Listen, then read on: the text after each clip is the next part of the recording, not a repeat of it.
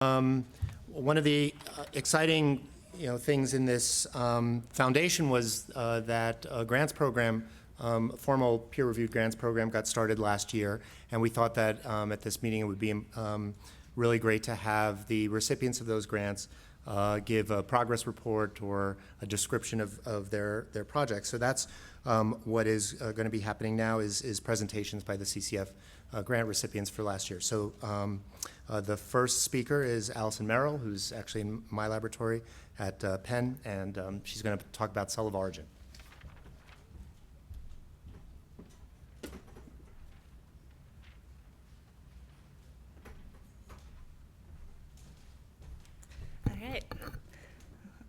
Thank you for the opportunity to speak, and this is probably going to echo every other speaker that's gone so far and that will come. This has really been such a great conference. It's such a great opportunity to interact with all levels of people with this, cancer. It's been really instructive.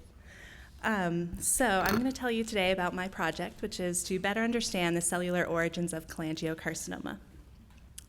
So the goal of this project is to better understand the cell of origin of cholangiocarcinoma, to understand where it's arising, and with the hope that this will help us to be able to better understand things like tumor behavior, and as we heard so eloquently this morning, which should really help inform treatment as well. And so just to give you a little bit of background on the liver cell types. So two of the main cell types in the liver are the hepatocytes, which are shown here in tan. And these are going to make up the bulk of the liver. They're going to produce the bile salts, and they're kind of the workhorse of the liver. And then in addition to these hepatocytes, just did what every other speaker did, sorry. We have the biliary cells. So these are the cells that line the bile ducts, and these are the biliary epithelial cells. And so it was previously assumed, just based on the histological appearance of these tumors, that the hepatocytes were going to give rise to hepatocellular carcinoma, and that the biliary cells were going to give rise to cholangiocarcinoma. This has never really been tested to see which origin these cancers were arising from until recently, when two studies in 2012 found that actually, surprisingly, hepatocytes could give rise to cholangiocarcinoma. So that in studies where they labeled either the hepatocytes using an albumin-CRE-ER or biliary cells, in which they express CK19-CRE-ER, in the presence of tamoxifen, these genes will cause a reporter, in this case the Rosalac-Z, to be expressed permanently in these cells. And so they labeled these cells and then gave a TAA toxin, which is well known to induce cholangiocarcinoma. And as they followed this out over time, you could see that in these tumors, you had beta-gal positive cells that had derived from hepatocytes, but not from the biliary cells here. And then another study from the Willenbring lab found that you can actually activate Notch and AKT signaling specifically in the hepatocytes and develop cholangiocarcinoma as well. However, a study from Stuart Forbes' group found that biliary cells can also give rise to cholangiocarcinoma. So in this case, they used the CK19-CRE-ER again, but this time, in addition to administering TAA toxin, they also deleted the tumor gene at P53. And they found that of these tumor cells, they were derived from the biliary population. So what this shows is that given the right genetic conditions, both cell types are capable of giving rise to cholangiocarcinoma. But what it doesn't tell you is which genetic mutations may drive this in which cells. So the goal of my project is to understand in which cell type particular mutations are able to drive cells to become cholangiocarcinoma. So whether there are particular mutations that are required in the hepatocytes or in the biliary cells to form cholangiocarcinoma. In order to do this, we have to be able to specifically label so that we can follow each of these cell types and to be able to specifically induce mutations in these populations. And so we can do this using a ROSA reporter, and then using for the hepatocytes an adenovirus CRE, which will specifically infect the hepatocytes. So you can see in this slide that the hepatocytes have been labeled in green with the yellow fluorescent protein, and this overlaps with the HNF4 alpha hepatocytes, but not with the CK19 positive biliary cells shown there. And we can also specifically manipulate the biliary population using a CK19-CRE-ER that'll specifically label these bile ducts, but none of the surrounding hepatocytes. So our approach to this is to take it systematically to look at each cell type with a couple different combinations of mutations in order to see which cells are going to give rise to cholangiocarcinoma, whether both cell types given the same mutations, are able to produce it, or if one cell type is going to be more susceptible than the other. So we picked some combinations that have been shown previously in different settings to induce cholangiocarcinoma in mouse. So we'll, for one of our studies, we're going to activate AKT and Notch signaling. And this has been shown previously to induce cholangiocarcinoma, specifically in hepatocytes, but it hasn't yet been tested in the biliary population. And we are in the process actually now of testing this, where we can activate KRAS and delete P53, specifically in the hepatocytes or the biliary population.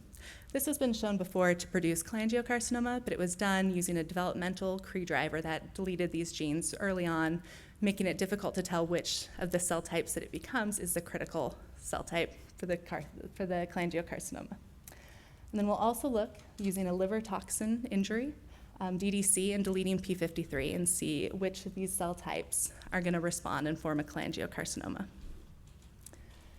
So in addition to looking at these cell types, the situation's actually a little more complicated than what I told you, because what we've found in the lab with our group and then with Marcus Grompe's lab at OHSU is that hepatocytes can actually reprogram and become biliary cells when they're stressed by injury or following certain signaling pathways.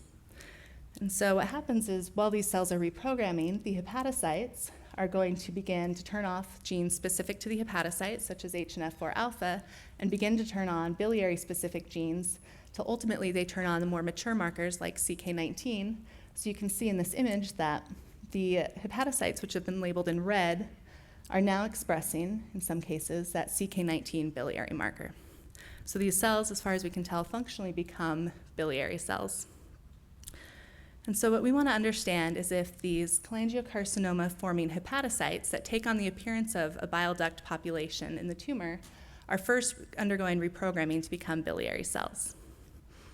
And in further support of this, many of the stresses that cause reprogramming, such as Notch signaling or injury, are also risk factors for cholangiocarcinoma. And so for this aim, what we're going to do is to see if reprogramming is a characteristic of the hepatocytes by comparing AKT activation, which has been shown, when done in hepatocytes alone to cause hepatocellular carcinoma. But that what we might think might happen is when we add in something that will induce reprogramming, such as Notch signaling, that this is going to push the hepatocytes to become cholangiocarcinoma. So that as we look at the early tumors, we should be able to see hopefully some of these hallmarks of reprogramming and get an idea if that's a characteristic of the formation of hepatocyte-derived cholangiocarcinoma. So in conclusion, what I've told you today is that both biliary cells and hepatocytes are capable of giving rise to cholangiocarcinoma, depending on particular mutations. And so what we want to do is a thorough testing of these different conditions and to see if the different cell types will respond the same to all mutations or if certain mutations are going to be more specific to a certain cell type.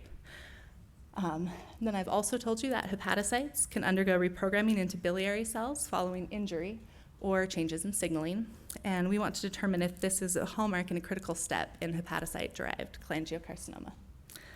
So I'd like to thank Ben Stanger for letting me work in his lab, and the rest of the lab for their support, and the former lab member, Kilong, who did a lot of the groundwork for this.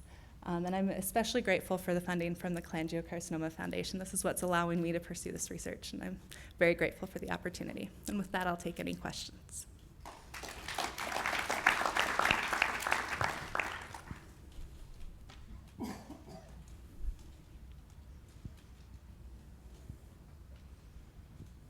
It would be a shame, of course, if you came all this way and there was no questions. So thank you.